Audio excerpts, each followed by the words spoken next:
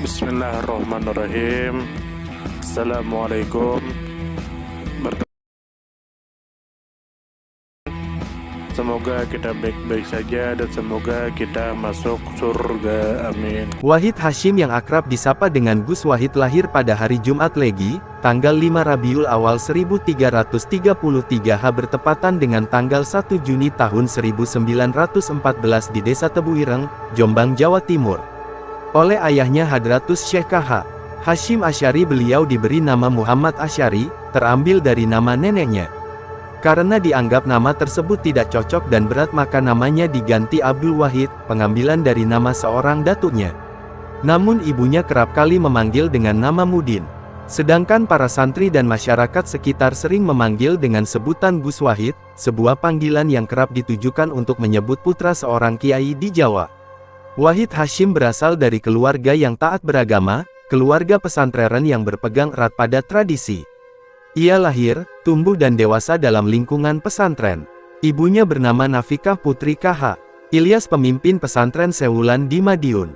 Garis keturunan ayah dan ibunya bertemu pada Lembu Peteng, Brawijaya V, yaitu dari pihak ayah melalui Joko Tingkir, Sultan Pajang tahun 1569 sampai tahun 1587 dan dari pihak ibu melalui Kiai Ageng Tarup I.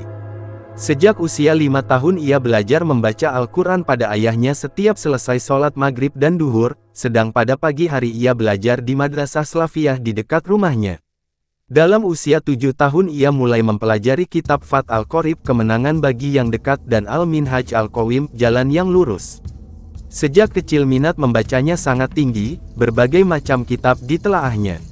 Ia sangat menggemari buku-buku kesusastraan Arab, khususnya buku Diwan As-Syu'ara, kumpulan penyair dengan syair-syairnya, seperti itulah dijelaskan oleh Dewan Redaksi Ensiklopedi Islam, Ensiklopedi Islam, Jakarta, PT Ikhtiar Baru Van Hove, 1994 halaman 163. Lalu sejak kecil ia terkenal sebagai seorang anak yang pendiam, peramah dan pandai mengambil hati orang. Dikenal banyak orang sebagai orang yang gemar menolong kawan, suka bergaul dengan tidak memandang bangsa, atau memilih agama, pangkat dan uang. Terlalu percaya pada kawan, suka berkorban, akan tetapi mudah tersinggung perasaannya dan mudah marah, akan tetapi dapat mengatasi kemarahannya. Ketika berusia 12 tahun Wahid Hasyim telah menamatkan studinya di Madrasah Salafiyah Tebuireng, lalu beliau belajar ke Pondok Siwalan Panji, Sidoarjo, di Pondok Kiai Hasyim bekas mertua ayahnya. Di sana ia belajar kitab-kitab Bidayah, Sulamut Taufik, Takrib dan Tafsir Jalalain. Gurunya Kiai Hasyim sendiri dan Kiai Kozin Panji, namun ia hanya belajar dalam hitungan hari yaitu selama 25 hari tidak sebagaimana umumnya santri. Pengembaraan intelektual pesantrennya dilanjutkan di pesantren Lirboyo, Kediri, namun juga untuk beberapa pesantren lainnya. Setelah itu ia tidak meneruskan pengembaraannya ke pesantren lain, tetapi memilih tinggal di rumah dan belajar dari berbagai disiplin ilmu pengetahuan. Didukung oleh tingkat kecerdasannya yang tinggi serta tingkat hafalannya yang kuat, dalam belajar ia tidak mengalami kesulitan. Mengenai hal ini Saifuddin Zuhri menuturkan, "Aku mendengar bahwa K.H. Wahid Hasyim dan Muhammad Ilyas ketika masih sama-sama jadi santri di Tebuireng dahulu, bukan hanya hafal seluruh bait-bait alfiyah yang 1000 dengan arti maknanya, tetapi juga mahir menghafalnya dari belakang ke muka. Padahal dari muka ke belakang saja bukan main sulitnya, seperti itulah dijelaskan oleh Ruhman Basori, Pesantren Modern Indonesia, Jakarta, PT Inceis cetakan kedua, 2008, halaman 64. Selanjutnya bukti kecerdasan dan kecemerlangan pikiran K.H. Wahid Hasyim juga diceritakan oleh Ahmad Syahri sebagai berikut. Kiai Wahid mudah menghafal nama tamu-tamunya, apalagi para pemimpin NU di daerah lazim disebut konsul sebelum ada sebutan pengurus wilayah dan cabang. Kecerdasannya juga terlihat dari cara beliau belajar bahasa asing, serta menangkap alur bicara lawan diskusinya, sehingga bisa menanggapi dengan tajam. Kepribadian Wahid Hasyim. Wahid Hasyim hidup dalam lingkungan pesantren yang tentu sangat religius yang membentuk kepribadiannya dalam cara bergaul, berorganisasi, mendidik menjadi seorang pemimpin dan bahkan menjadi seorang negarawan. Kepribadian Kiai Wahid Hasyim adalah kepribadian lintas batas, artinya tidak sekedar dibentuk dari pergesekan, dialektikanya dengan komunitas pesantren dan NU, tapi dengan berbagai komunitas seperti dengan organisasi pergerakan Islam, partai politik dan juga birokrasi pemerintahan ketika beliau menjabat sebagai Menteri Agama. Adapun pemikiran pendidikan KH. A. Wahid Hasyim. 1. Prinsip-prinsip pendidikan. Pemikiran pendidikan Islam Wahid Hasyim dapat dicermati pada beberapa karya beliau yang dimuat di media yang setidaknya terdapat 7 judul, seperti Abdullah sebagai pendidik. Dalam buku ini KHA, Wahid Hasyim membeberikan beberapa prinsip dalam pendidikan yaitu A. Percaya kepada diri sendiri atau prinsip kemandirian. B. Kesabaran. C. Pendidikan adalah proses. D. Keberanian. E. Prinsip tanggung jawab dalam menjalankan tugas. 2. Orientasi pendidikan Islam. Sebagai seorang santri pendidik agama, fokus utama pemikiran Wahid Hasyim adalah peningkatan kualitas sumber daya umat Islam. Upaya peningkatan kualitas tersebut menurut Wahid Hasyim, dilakukan melalui pendidikan khususnya pesantren. Dari sini dapat dipahami, bahwa kualitas manusia muslim sangat ditentukan oleh tinggi rendahnya kualitas jasmani, rohani dan akal. Kesehatan jasmani dibuktikan dengan tiadanya gangguan fisik ketika berkreativitas. Sedangkan kesehatan rohani dibuktikan dengan keimanan dan ketakwaan kepada Allah SWT yang kemudian diimplementasikan dalam kehidupan nyata. Di samping sehat jasmani dan rohani, manusia muslim harus memiliki kualitas nalar akal yang senantiasa diasah sedemikian rupa sehingga mampu memberikan solusi yang tepat, adil dan sesuai dengan ajaran Islam.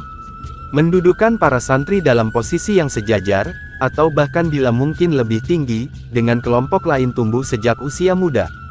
Ia tidak ingin melihat santri berkedudukan rendah dalam pergaulan masyarakat. Karena itu, sepulangnya dari menimba ilmu pengetahuan, dia berkiprah secara langsung membina pondok pesantren asuhannya ayahnya. Pertama-tama ia mencoba menerapkan model pendidikan klasik dengan memadukan unsur ilmu agama dan ilmu-ilmu umum di pesantrennya. Ternyata uji coba tersebut berhasil. Karena itu ia kenal sebagai pendidikan klasik dan pendidikan modern di dunia pesantren. Untuk pendidikan pondok pesantren Wahid Hasyim memberikan pemikirannya untuk melakukan perubahan. Banyak perubahan di dunia pesantren yang harus dilakukan. Mulai dari tujuan hingga metode pengajarannya. Dalam mengadakan perubahan terhadap sistem pendidikan pesantren, ia membuat perencanaan yang matang. Ia tidak ingin gerakan ini gagal di tengah jalan. Untuk itu, ia mengadakan langkah-langkah sebagai berikut. A. Menggambarkan tujuan dengan sejelas-jelasnya. B. Menggambarkan cara mencapai tujuan itu. C. Memberikan keyakinan dan cara, bahwa dengan sungguh-sungguh tujuan dapat dicapai. Menurut beliau, tujuan pendidikan adalah untuk menggiatkan santri yang berakhlakul karimah, takwa kepada Allah SWT dan memiliki keterampilan untuk hidup. Artinya dengan ilmu yang dimiliki ia mampu hidup layak di tengah masyarakat, mandiri, tidak jadi beban bagi orang lain. Santri yang tidak mempunyai keterampilan hidup ia akan menghadapi berbagai permasalahan yang akan mempersempit perjalanan hidupnya. Dengan demikian dapat dipahami bahwa tujuan pendidikan Wahid Hasyim bersifat teosentris ketuhanan sekaligus antroposentris kemanusiaan. Artinya bahwa pendidikan itu harus memenuhi antara kebutuhan duniawi dan ukhrawi, moralitas dan akhlak, dengan titik tekan pada kemampuan kognisi iman afeksi ilmu, dan psikomotor amal, akhlak yang mulia, seperti itulah dijelaskan oleh Mujamil Komar, Manajemen Pendidikan Islam, Malang, Erlangga, 2007, halaman 73.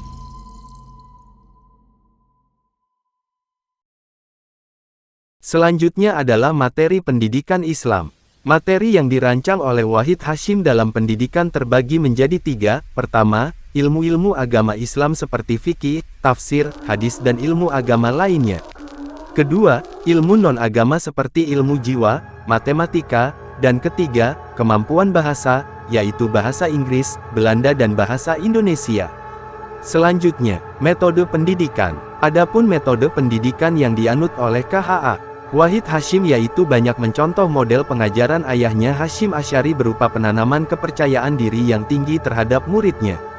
Ini sebagai bukti bahwa pola pemikiran Wahid Hasyim dengan ayahnya yaitu Hasyim Asy'ari banyak sekali persamaannya, atau dengan kata lain bahwa sistem dan teknik yang diterapkan Wahid Hasyim merupakan kelanjutan dari sistem dan teknik ayahnya Hasyim Asy'ari.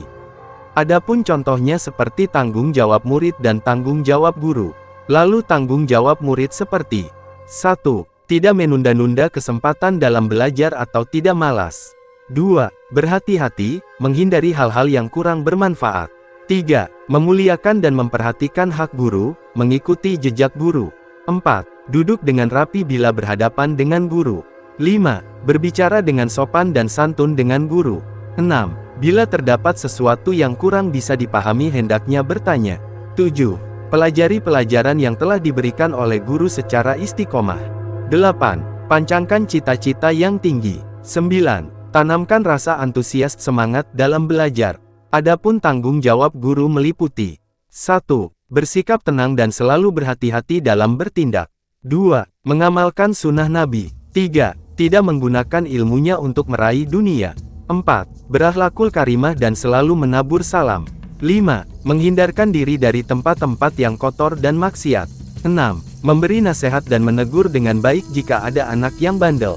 7. Mendahulukan materi-materi yang penting dan sesuai dengan profesi yang dimiliki, seperti itulah dijelaskan oleh Samsul Nizar, Filsafat Pendidikan Islam, Jakarta, Ciputat Press, 2002, halaman 159. Selanjutnya masuk ke paradigma pembaharuan pendidikan pesantren dan madrasah. 1. Paradigma teosentris. Pada awalnya tujuan pendidikan di pesantren lebih berkonsentrasi pada urusan ukhrawi, dan nyaris terlepas dari urusan duniawi. Dengan tujuan yang demikian, maka sistem pendidikan di pesantren lebih banyak didominasi dengan warna-warna fiqh, tasawuf, akhlak dan sejenisnya. Ini bisa dimaklumi karena sumber teologi yang dianut bersifat tidak rasional sehingga sebagian besar pesantren menolak masuknya ide pembaharuan. Melihat kondisi yang demikian, Wahid Hasyim menawarkan ide pembaharuan dengan tujuan pembelajaran di pesantren, yang semula santri diarahkan untuk mencetak ahli agama ulama dengan menyarankan agar tidak semua santri menjadi ulama, namun tetap memahami ajaran agama sebagaimana dipelajari di pesantren. Maksud dari ide beliau, santri belajar di pesantren tidak semata-mata mengharap ridho dari Allah tetapi juga setelah tamat mampu beradaptasi, berdialog dengan masyarakat dengan keterampilan yang dimiliki. Santri mampu menggunakan akal pikirannya guna menyelesaikan berbagai problem di masyarakat seperti masalah ekonomi. Inilah salah satu ide cemerlang Wahid Hasyim yang dalam dunia pendidikan kontemporer dikenal dengan istilah life skill education, pendidikan kecakapan hidup, seperti itulah dijelaskan oleh Muzayin Arifin, Kapita Selekta Pendidikan Islam, Jakarta, PT Bumi Aksara, 2007, halaman 45.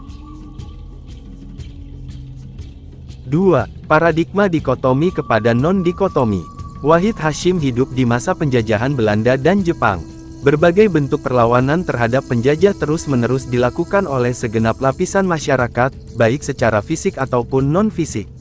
Secara fisik bangsa Indonesia melakukan penyerangan kepada pos-pos benteng pertahanan penjajah sedangkan secara non-fisik terutama madrasah menolak mata pelajaran umum seperti bahasa asing yang diajarkan di sekolah-sekolah Belanda. Bahkan sebagian ulama mengharamkan pelajaran umum tersebut diajarkan di pesantrennya. Sikap ini mengakibatkan munculnya perbedaan ilmu agama dan non-agama. Realitas inilah yang ingin dibongkar oleh Wahid Hasyim, dan dia berpendapat bahwa materi yang diajarkan di pesantren haruslah merupakan ilmu-ilmu yang mudah untuk dipahami.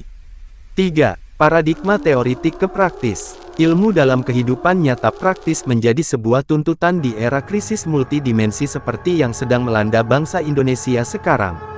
Banyak pihak berasumsi bahwa krisis moral yang melanda disebabkan kegagalan dunia pendidikan baik pendidikan umum dan pendidikan yang berbasis keagamaan untuk memproduksi siswa atau santri yang mampu menyelaraskan antara ilmu dengan amal.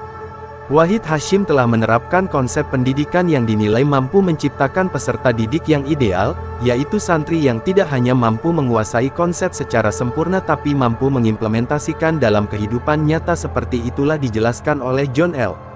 Esposito John O. Falk, tokoh kunci gerakan Islam kontemporer, Jakarta, PT. Raja Grafindo Persada, 2002, halaman 260. Selanjutnya masuk ke model pembaharuan pesantren dan madrasah. 1. Pembaharuan kelembagaan institusi. Model pembaharuan kelembagaan maksudnya yaitu pembaharuan atau perubahan lembaga pendidikan Islam, baik melalui transformasi diri lembaga yang sudah ada maupun mendirikan lembaga pendidikan Islam yang baru. Dalam konteks ini, Wahid Hasyim mentransformasi lembaga yang sudah ada yaitu pesantren Tebu Ireng kemudian dimodifikasi dengan mendirikan Madrasah Nizamiyah yang dilengkapi dengan perpustakaan sebagai tempat belajar santri di luar pesantren dan madrasah. Artinya selain pesantren mengajarkan ilmu agama juga diajarkan ilmu umum kepada santrinya dengan maksud seorang santri atau dunia pesantren tidak boleh berada di Menara Gading dan mengambil jarak dengan masyarakat.